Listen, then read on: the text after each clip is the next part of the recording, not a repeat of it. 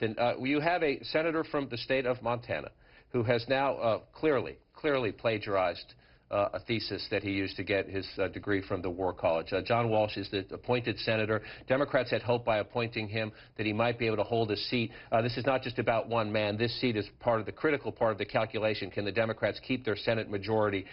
Tell us a bit about the story and answer this question. Will Senator Walsh try to stay, or do you think he will end up resigning before the election? Well, the initial reaction on the part of National Democrats is to stand by him. And Senator Walsh and his office have tried to strike a sort of interesting balance in effectively acknowledging what he did, saying it was a mistake, but also John calling it unintentional or not intentional. Now, if viewers go to the New York Times today and pull up that story, if you go to the website, pull up that story, you'll see that you can go through the body of the story and see it's not just a line or two. It is just every paragraph it's over and over and that over. He copied the work of others in. So it is clearly something that a person does intend to do, given the extent of it.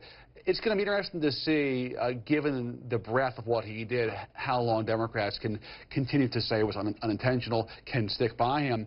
I think part of the issue here is that there's not a lot of good alternatives out there in terms of running somebody else. It's almost August now. And further, the Democrats are defending 6 seats, okay? That's what's at stake here. 6 seats for the GOP to get the majority.